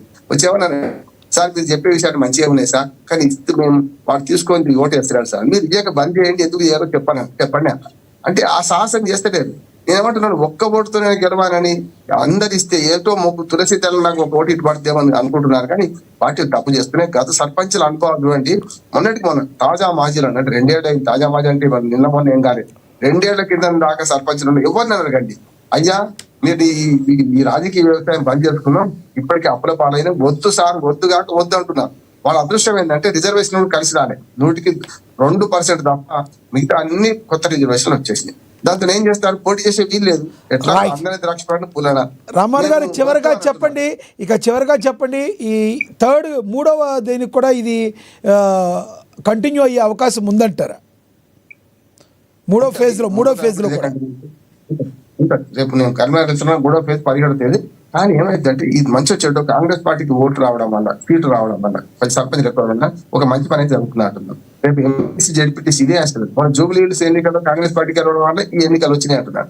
ఈ ఎన్నికల్లో వాళ్ళు గెలవడం వల్ల ఎంపీటీసీ జడ్పీటీసీతో పాటు మున్సిపాలిటీ కార్పొరేషన్ ఎన్నికలు కూడా పూర్తి చేసే అవకాశం ఉందంటున్నాను. అది మంచిది. ఏదైనా స్థానిక ప్రభుత్వాలకు ఎన్నికలు జరపడం మంచి చోటు ఫిబ్రవరిలో జరిపితే మళ్ళీ ఒక 2.5 ఏళ్ల దాకా ఎన్నికలు రావు అని ప్రజలకు అర్థమవుతుంది, పార్టీలకు అర్థమవుతుంది. వచ్చే 2.5 ఏళ్ళు అభివృద్ధి అయిపోయే అవకాశం అయితే ఉంటుంది. అన్ని స్థానిక ప్రభుత్వాలు ఎన్నికలు చేయాలని మనం కోరుకుంటాం. రైట్. రామ్మోహన్ గారు కంక్లూడ్ చేయండి. బీఆర్ఎస్ రామ్మోహన్ గారు. ఖచ్చితంగా అంటే జరగబోయే మున్సిపాలిటీ డిప్యూటీసీ ఎంపీటీసీ ఎన్నికల్లో ఖచ్చితంగా టీఆర్ఎస్ పార్టీ ఇంతకంటే అద్భుతమైన పర్ఫార్మెన్స్ చూపిస్తుంది. ప్రజలందరూ కూడా కాంగ్రెస్ పైన వ్యతిరేకంగా ఉన్నారు. ఖచ్చితంగా ఇంత పెద్ద సీట్లు సాధించడం ఉంటుంది. దాని నిదర్శనం మనకు అర్థమవుతాం. తప్పకుండా పార్టీ సింబల్ పైన జరిగే ఎన్నికల్లో మాత్రం రేవంత్ రెడ్డి గారికి కర్రుగారికి వాత పెట్టడం ఖాయం. ఇది ప్రజలందరూ కూడా కేసీఆర్ గారి నాయకత్వం కోరుకుంటున్నారు. ఇప్పటికీ 2 సంవత్సరాలు పూర్తయిపోయింది కాంగ్రెస్ పరిపాలన. మరొక 2 సంవత్సరాలు మాత్రమే ఉంది. కాబట్టి మరి ఈ స్థానిక ఎన్నికలు వచ్చేసరికి స్టేట్ ఎలక్షన్ మూడ్లోకి వెళ్ళిపోతాం. మిగతా ఎలక్షన్ల టైంకైనా మీ ఇల్లు చక్క పెట్టుకుంటారా? ఆ కవిత గారు ఏంటి, ఆవిడ మాట్లాడే మాటలు మరి సరైన సమాధానం ప్రతిస్పందించగలరా? ఆ సత్తా మీకుందా? ఎప్పుడు మీ హైకమాండ్ మాట్లాడుతుంది కవిత గారి గురించి? కవిత గారు మాట్లాడే మాటలు కేవలం వేరే వాళ్ళ ప్రోద్బలంతో మాట్లాడుతున్నారే. ఎవరి ప్రోద్బలం సార్? సొంత పార్టీ ఎవరి ప్రోద్బలం అంటారు? ఎవరి ప్రోద్బలం ముందు తెలుస్తుంది. తప్పకుండా కవితను పార్టీ నుంచి సస్పెండ్ చేసినాం క్రమశిక్షణ చర్య కింద. ఎవరు కూడా క్రమశిక్షణ ఉల్లంఘిస్తే చర్య తప్పదనేది దీంతో ఇదంతా తెలిసిందే సార్, ఇదంతా తెలిసిందే రామ్మోహన్ గారు. కానీ ఆవిడ అడిగే క్వశ్చన్లకి ఎక్కడెక్కడ ఎవరి స్థలాలు ఉన్నాయో, ఎవరి కబ్జాలు ఉన్నాయని ఆవిడ మాట్లాడుతున్న మాటలకి మీ హైకమాండ్ ఒకళ్ళు కూడా మాట్లాడిన పరిస్థితి. ఆయనేమో మాధవరం కృష్ణారావు గారు కుక్క అని అన్నారంట ఒక మహిళను పట్టుకుని. ఏ రకంగా మాట్లాడతారు మహిళను కుక్క అని? మరి మాధవరం కృష్ణారావు గారిని మీరేమైనా వారించారా? ఏమంటారు మీరు? ఒకటి చెప్తామండి, కవిత గారు కావచ్చు, ఇంకెవరైనా కావచ్చు, ఎవరైనా పొరపాటు చేస్తే చట్టం ఉంది, ప్రభుత్వం ఈరోజు కాంగ్రెస్ ప్రభుత్వం ఉంది, టీఆర్ఎస్ అధికారంలో లేదు. కాబట్టి వారి ఆధారాలు ఉంటే వాటిని తీసుకుపోయి పోలీస్ స్టేషన్ లో కేసు పెట్టడం కానీ ప్రభుత్వానికి వినిపించడం కానీ చేస్తే బాగుంటుంది. అంతేగాని పత్రికల ముందుకు వచ్చి స్టేట్మెంట్లు ఇవ్వడం కేవలం పబ్లిసిటీ స్టంట్ ఇదంతా. దానికి మన మీడియా మొత్తం లేని అపోహలు క్రియేట్ చేస్తూ ఉంది. కవిత గారి దగ్గర ఆధారాలు ఉంటే స్థానిక సంబంధించిన రెవెన్యూ యంత్రాంగానికి లేదా పోలీస్ యంత్రాంగానికి మీరందరూ దుకాణం అంటే సర్దుకోండి. ఇంకా దుకాణం మీ కేటీఆర్ గారు కానీ మీరందరూ సర్దుకోవాలి. నెక్స్ట్ సీఎం కవిత గారేనంట. అనుకోవడంలో తప్పలేదని ఎవరైనా అనుకోవచ్చు. నాకు కూడా ఉంది, ప్రధానమంత్రి కావాలి కోరిక ఉంది. నాకు తప్ప కోరుకున్నది మాత్రాన కోరికను నెరవేర్చే ప్రధానమంత్రి కాదు. కానీ మీరు ఏదైనా ఎమ్మెల్యే సీట్ టికెట్ ఏమైనా ట్రై చేస్తారంటే మీ వాళ్ళకి చెప్పండి ముందు. నిజంగా మీకు కూడా ఉందా? నేను ఏమంటున్నా అంటే ప్రతి మనిషికి కోరికలు ఉండడంలో తప్పలేదు. ఏదైనా కోరుకుంటవచ్చు. కానీ మన యొక్క శక్తి, మన సామర్థ్యం చూసుకొని మనం మాట్లాడితే బాగుంది. ఇక్కడ కవిత గారు ఒక మాట అన్నారు, అండర్లైన్ చేసుకోవాలి మీరు. ఎప్పుడైతే 2014 నుంచి ఏవైతే జరిగిన అన్నీ కూడా బయట పెడతా ఖబర్దార్ బిడ్డ అన్నారు. ఎవరికి ఇచ్చినట్టు? కేసీఆర్కి ఇచ్చినట్టు ఈ వార్నింగ్ ఎలా అనుకోవాలి? మేము అదే చెప్తున్నాం. ఏం ఆధారం ఉన్నా స్థానికంగా ప్రభుత్వానికి ఫిర్యాదు చేసుకోవచ్చు. కానీ ఇట్లా అబద్ధాలు మాట్లాడుతూ లేనిపోని పబ్లిసిటీ స్టాంట్ కొరకు ఇట్లా మీడియాలో ఉపయోగించుకుంటే రాబోయే రోజుల్లో మీడియా కూడా ఆలోచన చేస్తుంది. మేమనుకుంటాం మరి మీడియా ఎంతవరకు మీరు పారదర్శకంగా అభివృద్ధిలో వేచి చూస్తాం. మేము కూడా వేచి చూస్తాం పార్టీ పరంగా. చివరిగా చెప్పండి సార్, కవిత గారి ఎఫెక్ట్ ఈ యొక్క పంచాయతీ ఎన్నికల్లో మీకు ఏమైనా తగిలింది అనుకోవచ్చా? మరి నిజంగా కవిత గారు ఇన్ని మాటలు మాట్లాడుతుంటే బీఆర్ఎస్ నిజంగానే ఇన్ని దుర్మార్గాలు చేసిందని నమ్మి ఉంటారంటారా ప్రజలు? అందుకే ఈ పరిస్థితి ఉందంటారా మీకు? తెలంగాణ ప్రజలు కేసీఆర్ గురించి అందరికి తెలుసు. తెలిసిన పుస్తకం కేసీఆర్ జీవిత చరిత్ర, వారు అందించిన సంక్షేమ ఫలాలు, ఈ యొక్క 10 ఏళ్ల పరిపాలన. కాబట్టి అందరికి విషయం తెలుసు. కాబట్టి కవిత యొక్క విషయం ఎవరు కూడా పరిగణలోకి తీసుకోరు. ఆ మాటలు పట్టించుకోరు. చివరిగా కవిత గారికి ప్రతిస్పందించారా హైకమాండ్? సందర్భోత్సవం ఖచ్చితంగా విషయాలు బయట పెడతాం. Right sir, right. పాపిరెడ్డి గారు కంక్లూడ్ చేయండి సార్ ప్లీజ్. ఇప్పుడు లక్ష్మీనాథ్ గారు, నేను ఒక విషయం కవిత మీద మాట్లాడతాను. ఈ కవిత కూడా కొన్ని మీరు పదే బాబా రామ్మోహన్ ఎందుకు ఇబ్బంది పడుతుంది కానీ నేనే చెప్తాను. కవిత విషయం ఇప్పుడు ఒకటి లక్ష్మీనాథ్ గారు, ఈ అన్నిటికీ మూలకారకుడు మనం అక్కడి నుంచి వెళ్ళి మొదలు పెట్టి తప్ప అర్థం కాదు. కవిత ఈ విధంగా ఎందుకు పెట్టేకపోతున్నది, ఇష్టం వచ్చినట్టు ఎందుకు మాట్లాడుతున్నది, ఇది పంట కింద రాయి లెక్క కేసీఆర్ కానీ టీఆర్ఎస్ కానీ వాళ్ళకి ఎందుకు మారిందంటే, అసలు కవితకు రెండు దశలు ఉన్నాయి. 2014 ముందు దశ అంటే టీఆర్ఎస్ పార్టీ స్థాపించి 2000 అంటే ఇప్పుడు సార్ పాపిరెడ్డి గారు కవిత గారిని మీరు ఇప్పుడు గొంగళి పురుగుతో పోలుస్తున్నారా? గొంగళి పురుగు దశ, అదే సీతాకు ఒక చిలుక దశ అని మీ మాటలే నా నోట్లో పెట్టకూరి. నేను మాట్లాడేది మీ మాటలు నా నోట్లో పెడితే ఎట్లా? నేను మాట్లాడతాను కదా. ఒక్కటేంటంటే ఇది ఈ 2014 తర్వాత నుంచి వెళ్ళి లిక్కర్ స్కామ్ అయ్యి ఆమె జైలుకు పోయి వచ్చిన తర్వాత ఇది ఒక ప్రవాసం. ఈ రెండు ప్రవాసాలు చూస్తే 2001 నుంచి వెళ్ళి 2014 వరకు తెలంగాణ జాగృతి పేరు మీద, నేను నిజంగా చెప్తున్నా, మీకు చాలా మంది ఇక్కడ హైదరాబాద్లో బిజినెస్ పీపుల్ కానీ సినీ ఇండస్ట్రీలో ఉన్న వాళ్ళని చాలా మందిని ఈమె ఇన్ని విధాలుగా పీడించి అయితే 2014 ముందే తెలంగాణ రాష్ట్రం రాలేదు, టీఆర్ఎస్ గవర్నమెంట్ లేదు. అప్పటి నుంచే కవిత అనే ఒక పెద్ద ఒక అది అది అది అంటే అది మన గర్భం నుంచి వెళ్ళి బయటకు వచ్చేటప్పుడు ఎన్ని అవలక్షణాలు కనబడ్డాయి అప్పుడే కనబడ్డాయి. కొత్తగా ఏం లేదు. కానీ ఇక్కడ జరిగింది ఏంటంటే 2014లో అది అప్పుడే ఆ విధంగా ఆయన పార్టీ తరఫున తెలంగాణ జాగృతి టీఆర్ఎస్ ఆ విధంగా పెత్తన వేయడమే కేసీఆర్ తప్పు. రెండోది 2014 అధికారం ఇచ్చిన తర్వాత ఆయన ఎంపీ చేయడం, ఓడిపోయిన తర్వాత ఎమ్మెల్సీ చేయడం, ఒక ఇంటర్నల్ సర్కిల్ అంటారు, ఇన్నర్ సర్కిల్ పవర్ సర్కిల్ ఆమె ఒక ఇంపార్టెంట్ మెంబర్ గా కేసీఆర్ అలో చేయడమే కేసీఆర్ పెద్ద తప్పు. ఎందుకంటే నేను ఎందుకు చెప్తున్నా అంటే, తెలంగాణ రాష్ట్రం వచ్చింది 3.5 కోట్ల మంది అనేక త్యాగాలు ప్రాణ త్యాగాల ఫలితంగా వచ్చిన దాన్ని కుటుంబ పరంగా చేసిన ఆయన మొత్తం తీసుకుపోయి అల్లునికి కొడుకు బిడ్డకు వానికి లట్టుకాని పుట్టుకానికి అప్పయిపోయిన తర్వాత ఏముంటది? కవిత ఒక లోకల్ స్టాండ్ ఏంది? కవిత లెవెల్ ఎంత? కవిత స్టేజర్ ఎంత? Except the daughter of the KCR బిడ్డ తప్ప కవితకు ఉన్నది ఏంటిది? కవితకి ఏది లేదు. ఒకవేళ అనుకుందాం కేసీఆర్ బిడ్డ కవిత కాదంటే ఆమె దాదాపు తెలంగాణ మహిళలలో ఆమె ఒక మహిళ, మామూలు మహిళ అంతే. ఎందుకు వచ్చింది అంటే కేసీఆర్ ముద్ర బిడ్డగా ఎక్కించుకున్నాడు, ఎంత వరకు ఎక్కించుకున్నాడు కాబట్టి ఉచ్చబోతుంది. ఇప్పుడు ఉచ్చబోతుంది అంతా కాటుతంటది. ఎవరు చెప్తారు ఇదంతా? ఇది కారణం ఏంటంటే ఈ తెలంగాణ ప్రజల త్యాగంతో వచ్చిన తెలంగాణ కుటుంబానికి అప్పచెప్పాడు. కుటుంబానికి అప్పచెప్పితే కుటుంబాలు పంచాయతీ. ఇప్పుడు కూడా నేను చెప్తాను, ట్రాజడీ ఏంటంటే టీఆర్ఎస్ రామ్మోహన్ గారు మీరు కూడా బాగా అబ్జర్వ్ చేయండి.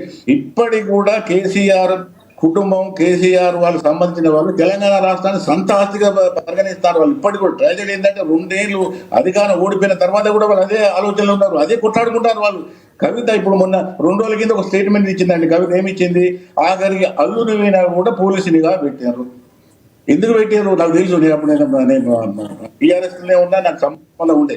ఎందుకు పెట్టారంటే అప్పటికే ఈమె స్వరూపం, ఈమె లీలలు, ఈమె ఆగడాలు మించిపోయినాయి. ఇంకేం ఏం స్కామ్ చేసి కుంభం వస్తారని బ్యాన్ పెట్టారు వాళ్ళు. ఉట్టిగా పెట్టలేదు. అప్పటికే అది లిక్కర్ స్కామ్ బయటపడ్డది, ల్యాండ్ స్కామ్స్ బయటపడ్డాయి, రకరకాల కొన్ని వచ్చినాయి, కొన్ని రాలే బయటకు. బయటపడితే మాధవరావు గారు స్టేట్మెంట్ కరెక్ట్. ఏది కూడా మాధవరావు కృష్ణారావు గారు మేము రోడ్ తిప్పితే ఆమె ఎక్కడ ఉంటుంది అనేది. ఎందుకంటే ఆ కుక్కట్పల్లి చాలా భూములు వీడే కొనిచ్చాడు.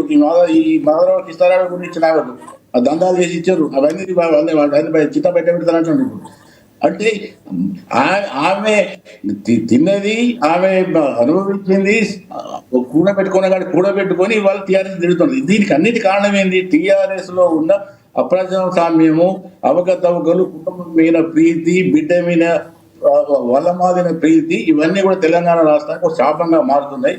ఈ రాజకీయాలు ఒకవేళ మారకుండా మాత్రం టీఆర్ఎస్ కూడా ఆశించినంత భవిష్యత్తు కూడా కనబడదు. ఎందుకు అంటున్నట్టే ఇప్పటి కూడా కుటుంబ పాలనే కుటుంబమే. ఇప్పటి కూడా ఓడిపోయిన తర్వాత 2 ఏళ్ళు కూడా కుటుంబమే నడుస్తుంది, ఎవరికి లేదు. కాబట్టి ఇటువంటి అన్హెల్దీ ట్రెండ్స్ ఇవన్నీ కూడా రాష్ట్రానికి కానీ ప్రజాస్వామ్యానికి కానీ ఎవరికి కూడా మంచిది కాదు. ఆఖరికి ఎలక్షన్లో నేను చెప్పదలుచుకునేది ఏంటంటే 2వ విడతలు కూడా కాంగ్రెస్ గెలుస్తుంది. కాంగ్రెస్ కూడా మెరుగైన ఫలితాలు వస్తుంది. సెకండ్ బీఆర్ఎస్ ఉంటుంది, థర్డ్ బీజేపీ ఉంటుంది. ఇది జరుగుతుంది. రైట్. ధన్యవాదాలండి పాపిరెడ్డి గారు, చర్చలో పాల్గొన్నందుకు ధన్యవాదాలండి. బండారు రామ్మోహన్ గారు ధన్యవాదాలండి, బీఆర్ఎస్ రామ్మోహన్ గారు. ఏది ఏమైనప్పటికీ అయితే మరి ఇప్పటికే 40కి పైగా స్థానాల్లో కాంగ్రెస్ అయితే విక్టరీ కొట్టేసింది. ఇక ట్రెండ్ ఇదే విధంగా కొనసాగితే కాంగ్రెస్ పార్టీ అప్రతిహాసంగా అయితే దూసుకుపోతుంది. రెండో విడతలో కూడా ఇదే ఎఫెక్ట్ మూడో విడత మీద కూడా పడే, రేపు 17వ తారీఖు జరిగే దాని మీద కూడా పడే అవకాశం ఉంటుందని రాజకీయ విశ్లేషకులు చెప్తున్నారు. కాంగ్రెస్ పార్టీకి ఇది ఒక సువర్ణ అవకాశం. చాలా సంవత్సరాల తర్వాత గ్రామ స్థాయిలో తన సత్తా చాటి మరి బీఆర్ఎస్ని కేవలం బీజేపీని మరి చాలా తక్కువకి పరిమితం చేసి ముందుకు దూసుకుపోతున్న పరిస్థితి మనం గమనిస్తున్నాం. మరి ఎప్పటికప్పుడు అప్డేట్ కోసం చూస్తూనే ఉండండి ఏఎన్ఎన్. ఇది ఇప్పుడు ఈ స్పెషల్ డిబేట్ చూస్తూనే ఉండండి ఏఎన్ఎన్. నమస్తే.